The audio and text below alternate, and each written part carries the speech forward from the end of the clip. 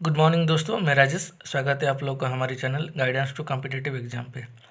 ये नया current affair उभर के आता है। आप लोगों को पता है कि कल यूएस ने डिक्लेयर किया है कि ये जो यूएस ने जो बैन किया था वर्क वीसास, वो किया था जून 23 को, उसको ईयर एंड तक इसने एक्सटेंड किया है।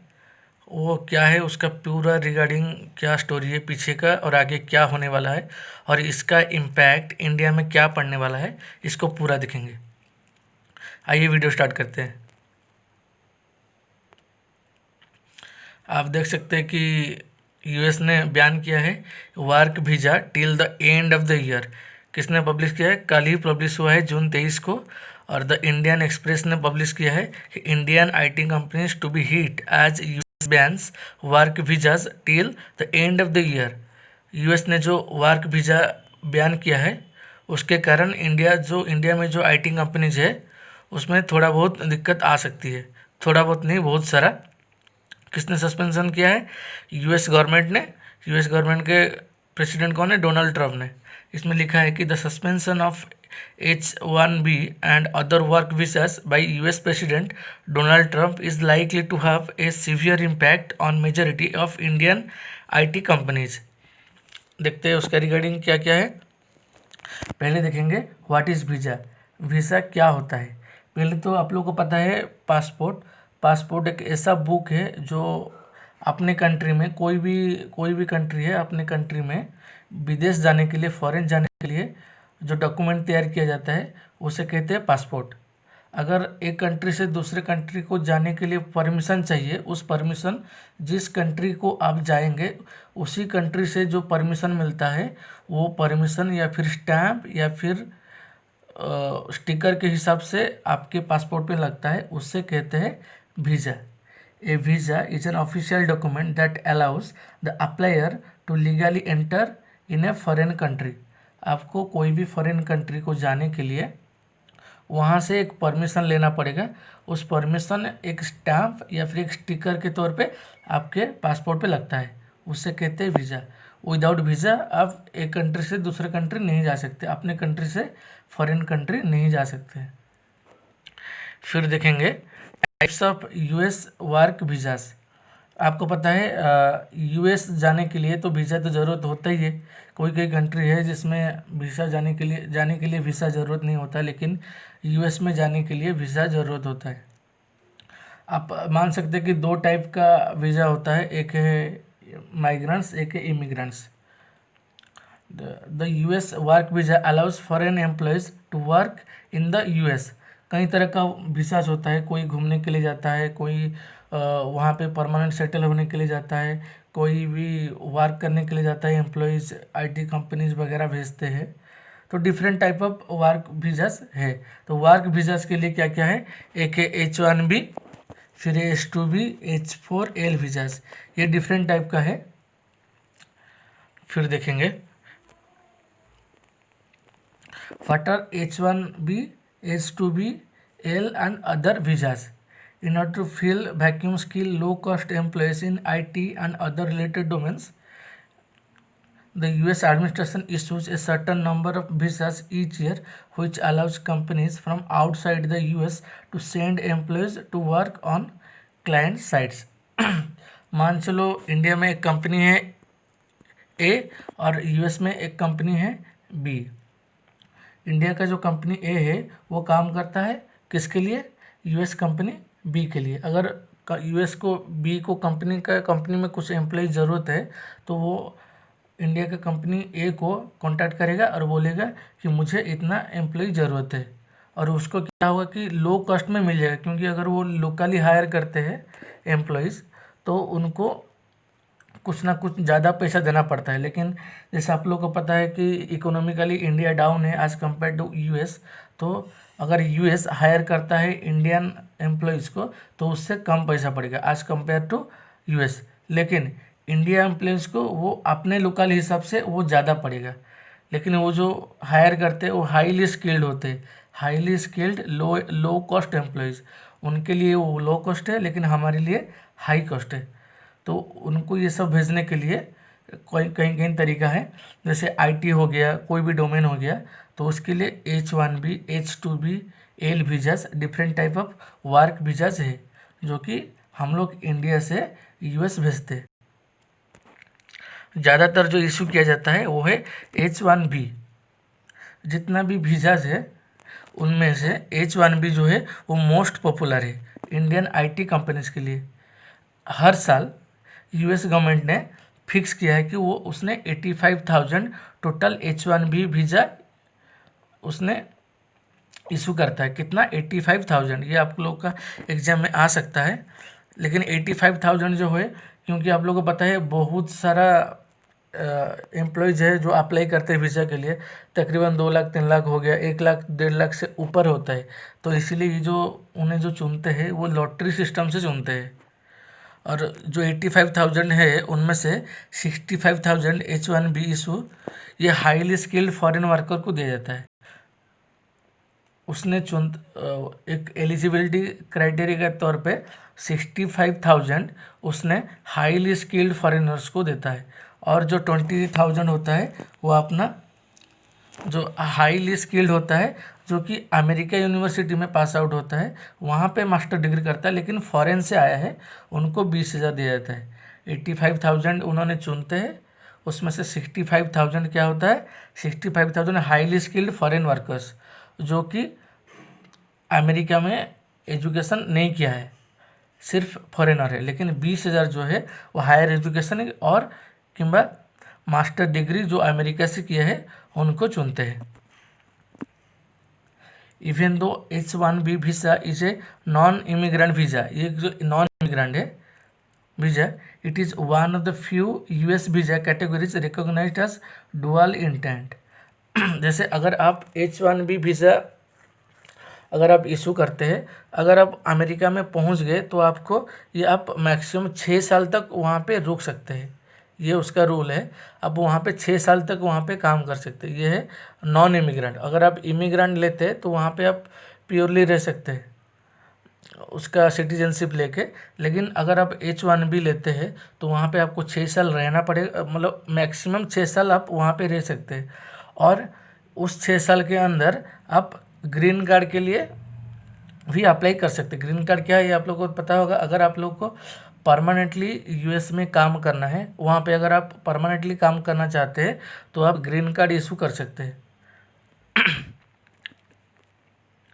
और एक है L1 वीज़ा। L1 वीज़ा जो है वो क्या करता है, कंपनी अलाउ करता है हाईली स्किल्ड वर्कर यूएस को, जो कि 7 ईयर तक मैक्सिमम वहाँ पे रह सकते हैं, लेकिन आप उसके अंदर ग्रीन कार्ड इशू नहीं कर सकते। लेकिन H1B में आप ग्रीन कार्ड इशू कर सकते हैं, इसीलिए H1B ज़्यादा पॉपुलर है। और जो डिस्कस करते हैं H2B वीज़ा, वो अलाउ करते हैं food and agriculture worker to seek employ in the US. ये सिर्फ फूड एंड एग्रीकल्चर डिपार्टमेंट से वर्कर भेज सकते हैं यूएस में। What USA has done now, ये सब तो पहले का आप लोग को बोल दिया मैं वीज़ा के रिलेटेड क्या होता है। यूएस में आप लोग जाएंगे तो कैसे जाएंगे, कोई भी एम्प्लॉय जाता है तो क्यों जाता है और कैसे जाता है।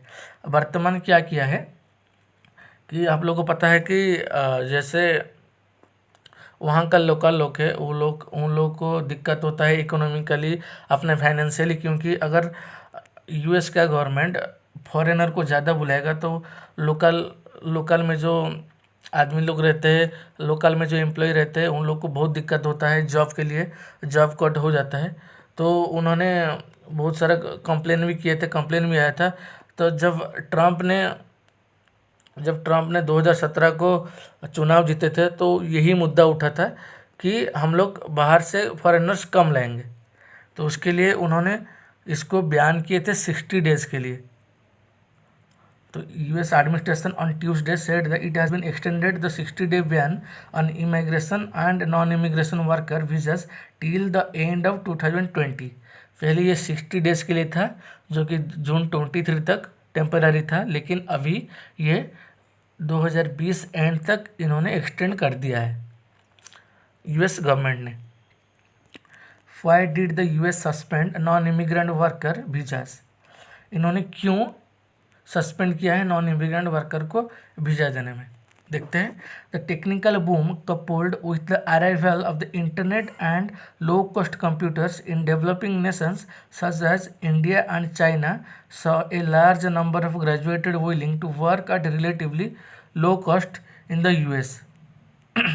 आप लोग को पता होगा कि जैसे डेवलपिंग कंट्री होता है, मान चलो जिसमें इंडिया भी आता है, चाइना भी आता है, ये अभी अभी डेवलप किया है। ये लोग चाहते हैं कि अपने जो एम्प्लॉयज होता है, स्किल्ड एम्प्लॉयज होता है, ये लोग को फॉरेन कंट्री भेजने के लिए, जो कि अमेरिका के लिए लो कॉस्ट होता है और ये लोग के लिए हाई कॉस्ट होता है। एक एम्प्लॉयमेंट भी बढ़ता है कि हम लोग फॉरेन भेजते हैं, एम्प्लॉयमेंट बढ़ता है। तो ये इंडिया के लिए, कोई भी डेवलपिंग कंट्री के लिए बहुत ही अच्छा है और उनके लिए भी बहुत अच्छा है। जैसे यूएस के लिए बहुत अच्छा है क्योंकि उनको लो कॉस्ट में काम हो जाता है। तो it is a win win situation for both the employer and employee. ये दोनों के लिए बहुत अच्छा है, लेकिन वहाँ पे जो लोकल लोग रहते हैं, लोकल एम्प्लॉयज रहते हैं, उनके लिए बहुत ही घाटा है। However, it has since often been criticized for sending low-cost workers to the US at the expenses of domestic workers। ये उनके लिए, डोमेस्टिक वर्कर के लिए बहुत घाटा है और ये बहुत बार क्रिटिसाइज भी हो चुका है। क्योंकि अगर आप लोग बाहर से एम्प्लॉयज़ लाएंगे तो लोकली में जो एम्प्लॉयज़ लोग रहते हैं उनके लिए उनका जॉब बॉयकॉट हो जाता है, जॉब उनको मिलता नहीं है। In January 2017, after taking over as the president of US, Trump had hinted the low-cost workers were hampering the economy and undercutting job of citizens। 2017 जनवरी में जब चुनाव जीते थे ट्रम्प जी ने, तो उन्होंने यही मुद्दा उठाए थे कि अगर हम लोग लो कॉस्ट वर्कर हायर करते हैं तो वो हैम्परिंग करता है यूएस इकोनॉमी को और undercutting jobs of citizen. US का लोकल जो सिटीजन्स है उनको जॉब को अंडरकट करता है। कैसे? क्योंकि बाहर से लेंगे तो अंदर वाले को जॉब मिलेगा नहीं। ये एक बहुत ही बड़ी इशू है लोकल लोग के लिए। Trump seized the opportunity by providing the economic construction due to covid. ये मुद्दा उनके दिमाग में था। जब ये कोविड-19 हुआ तो इनको एक अपॉर्चुनिटी मिल गया कि इस मुद्दे को आगे बढ़ाने के लिए।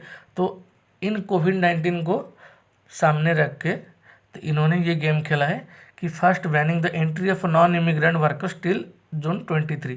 तो इन्होंने पहले इस मुद्दे को सामने रख के जून 23 तक इनको रखा था टेम्पोररी के लिए, लेकिन वर्तमान इससे दिसंबर 31 को एक्सटेंड कर दिया है। अभी देखेंगे impact on Indian IT companies. Indian IT companies को इसमें क्या दिक्कत होगा, ये तो आप लोग पता है कि ऐसा तो है नहीं कि प्योरली 100% इम्पैक्ट होगा, लेकिन कुछ कुछ है जो इम्पैक्ट पड़ेगा। क्योंकि जैसे इंडिया में बहुत सारा आईटी कंपनी, जैसे इन्फोसिस हो गया, टीसीएस हो गया, आईबीएम हो गया, बड़ा बड़ा कंपनी है जो चाहते हैं कि अपने एम्प्लॉयज़ को फॉरेन भेजने के लिए, हाई स्किल बनाने के लिए, जो कि खुद के लिए हाई कॉस्ट है और उनके लिए लो कॉस्ट है। तो ये हमेशा यूएस का H1B वीज़ा भेजते हैं क्योंकि एम्प्लॉयमेंट भी बढ़ता है और यहाँ का डिमांड भी बढ़ता है कि फ़ॉरेन भेजते हैं, स्किल भी बढ़ता है, यहाँ पे कास्ट भी घटता है और इकोनॉमी भी बहुत ही बढ़ता है वहाँ भेजने में। IT companies are amongst the biggest beneficiary of the US H1B visa regime. Indian जो IT कंपनी है वो बहुत वीज़ा करते हैं किसमें, US H1B में। आज जब अप्रैल 1, 2020 the US Citizenship and Immigration Services had received about 2.5 lakh H1B work visas application। अप्रैल 1, 2020 तक उन्होंने 2.5 lakh H1B work visa application उन्होंने रिसीव किया है, जिसमें से इंडिया का कितना है 1.8 लाख, 1.85 लाख। आप समझ सकते हैं कितना बहुत ज़्यादा है, जो कि 67% है। पूरी वर्ल्ड में उन्होंने 2.5 लाख रिसीव किया है, जिसमें से 1.85 लाख इंडिया का ही है, जो कि 67% है। आप यहाँ से समझ सकते हैं कि कितना ज़्यादा इंडियंस चाहते हैं कि अमेरिका जाने के लिए। अगर ये पूरा बयान कर देता है यूएस, कर भी दिया है जो कि दिसंबर तक, ये तो टेम्पररी है, पता नहीं है कि आगे ये बढ़ सकता है कि नहीं, लेकिन ये प्योरली है कि दिसंबर 31 तक ये एक्सटेंड हो गया है। वहाँ तक जितना भी वीज़ाज है सब कुछ बयान हो चुका है। तो ये तो प्योरली इफ़ेक्ट करेगा इंडियन आईटी कंपनी में, और यहाँ का जो एम्प्लॉयमेंट होता है उसमें भी घाटा दिखाएगा। This could result a significant impact on margins and work wages of Indian IT companies, which send thousands of low-cost employees to work on client sites in the US। ये तो आप लोग को पता है, अगर वहाँ पे भेजते हैं हर साल इतना इतना, अगर नहीं भेजेंगे लो कॉस्ट एम्प्लॉयज़ वहाँ पे जो काम करने के लिए, तो ये तो बहुत ही इम्पैक्ट डालेगा ही। Though the large IT companies have cut down their dependency on H-1B other worker visas by hiring as much as 50% of staff locally, they still rely these visas to keep costs check। अगला देखेंगे, ये तो आप लोग को पता है कि प्योरली तो पूरा 100% इफेक्ट नहीं होगा, लेकिन बहुत ही, जैसे आप लोग को पता है कि इंडिया में जितने भी आईटी कंपनी है, ये लोग का ज़्यादातर जो क्लाइंट होता है वो यूरोपियन कंट्रीज होता है या फिर अमेरिकन बहुत ही ज़्यादा होता है। और इसमें जो आईटी कंपनीज है, इनका इकोनॉमी, इनका जो टर्नओवर यहीं से ज़्यादा इंक्रीज़ होता है। और अगर ये बैन हो जाता है तो इसमें हायरिंग में या फिर एम्प्लॉयमेंट में बहुत सारा दिक्कत दिखाई देगा इंडियन आईटी कंपनीज में। इसके रिगार्डिंग सुंदर पिचाई ने भी ट्वीट किए थे, देखें क्या ट्वीट किए थे।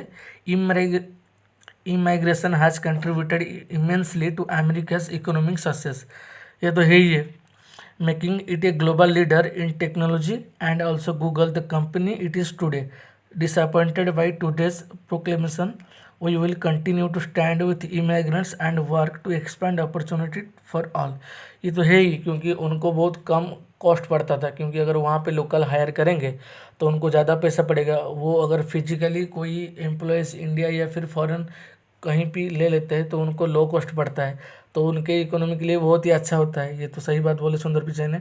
और आजकल जो भी गूगल ने स्टार्ट किया है इसी इमिग्रेंट्स के वजह से, और ये एक डिसअपॉइंटेड फील किया है सुंदर पिचाई ने, और वो बोले वो स्टैंड करेंगे वो इमिग्रेंट के साथ। देखते हैं आगे क्या होता है। अब तो December 31 तक ये लागू हो चुका है, आगे का देखेंगे क्या होता है। या हम लोग आज जो कि देखे पूरे की पूरा देख लिए कि वीज़ा क्या होता है, और इसके यूएस ने जो बयान किया है उसमें इंडियन आईटी कंपनी में क्या इफ़ेक्ट डालेगा। हमारी वीडियो देखने के लिए धन्यवाद। Thanks for watching. अगर ये वीडियो अगर आपको अच्छा लगे तो लाइक कीजिए, कमेंट कीजिए और शेयर कीजिए हम ये वीडियो को, और सब्सक्राइब कीजिए हमारे चैनल को। हमारी चैनल है guidance to competitive exam. Thank you.